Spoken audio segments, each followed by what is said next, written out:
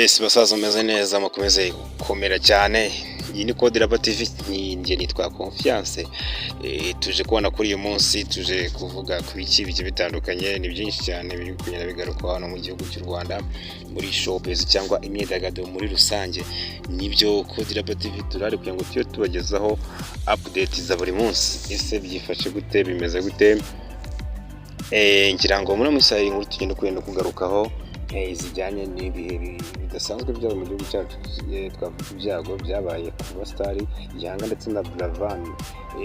Ni byinshi cyane bigenda bivugwa, bigenda bigarukwaho, numvikana abandi ba celebrities cyangwa abandi public figures bagenzi babo bagenda bagira byinshi bagenda bavugaho ku bijyanye no kubura abavandimwe abasitari muri rusange.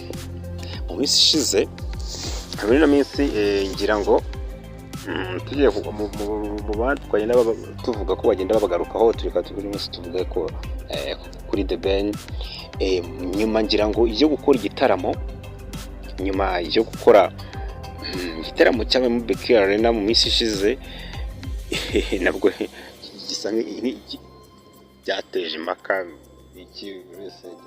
mu banariza, mu basesenguzi bagiye bavuga ukwabo. Ntagiye kugarukaho kuri uyu mwanya.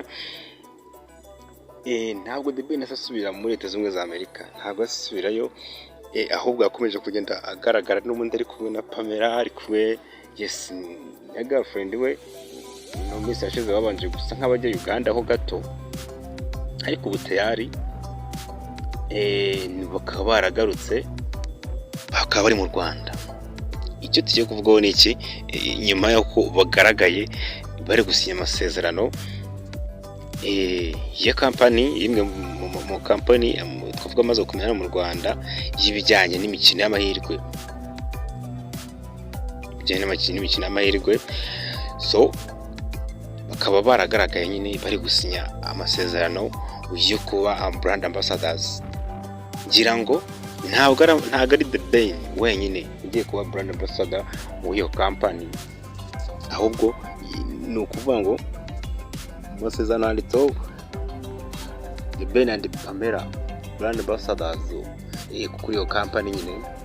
So bakaba bayihagarariye, twavuga ko ari kimwe mu bintu twavuga abikorera cyangwa n'abandi bantu muri rusange basa nk'abaprofita no kuko bari kuvugwa cyane, bari kuvugwa ku rwego rwo hejuru. Ngira ngo ababirebera kure batabona ko bwaba ari uburyo bwiza bwo kuba babamamarizaho, kuko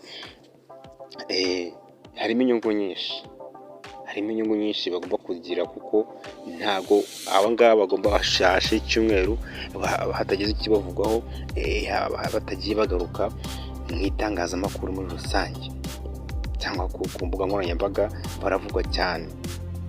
So twanavuga ko ino deal cyangwa ino contract irimo amafaranga menshi, kuko ntabwo wambwira ngo ni ikintu cyoroheje, kuko abantu izina nabo ubwabo bafite ubwaryo riracuruza. Ngira ngo wenda abantu benshi bafite ko ibibazo bati The Ben imeze bite, yari gutinza kuko ari kugira ute, ariko ibintu arimo arabizi, kuko gukomeza kuba trend cyane we na girlfriend we ni ibintu bisa nk'aho bigiye kuba byagira ukundi kuntu bizamura izina ryabo mu buryo butandukanye, kuzamura no kwagura mu bikorwa byabo, kuko izi kampani nyine impamvu zigiye gukomeza kubashakira hasi hejuru ngo bamamarize. Ni ibintu The Ben isoko rya showbiz ararizi, ni ibintu azi, bigaragara ko ari kubikora kabisa, afite vision, afite icyo agamije.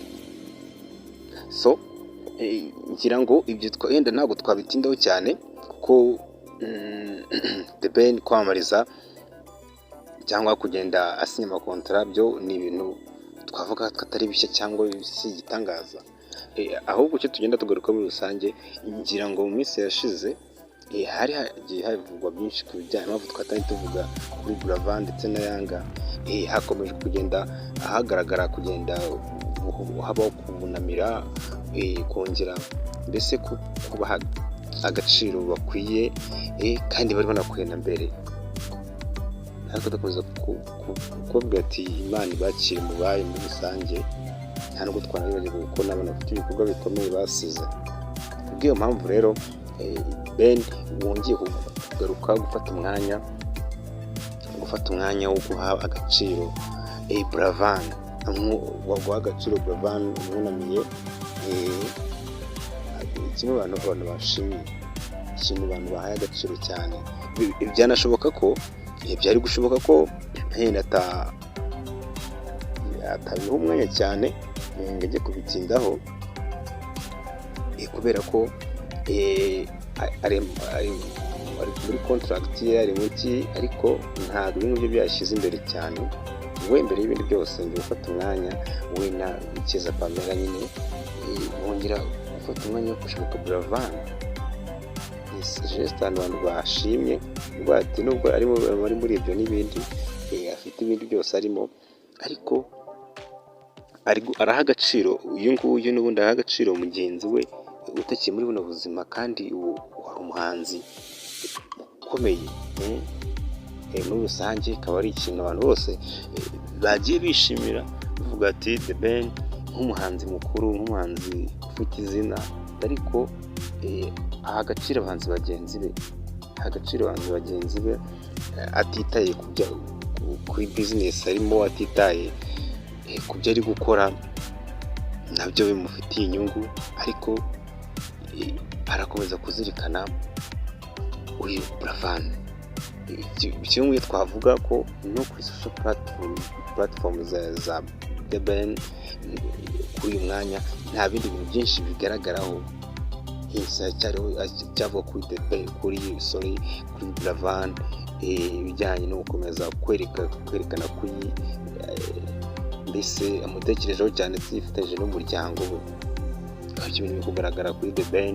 Iki akaba ari geste abantu benshi bagiye bashima, bavuga bati wow, ibi ni ibintu byiza cyane, n'abandi bakwiye kureberaho kuba ati uyu mwanya ni ukuwuharira abangaba batuvuyemo, bati nk'abantu bagize ikintu bakora gikomeye. So ari ikintu abantu bose bagiye bashima, ari ikintu bagiye bashima muri rusange. Akaba icyo twaba tukubwiye kuri The Ben ndetse na Pamela, gusa muri rusange bakomeje kugenda bakora byinshi bitandukanye,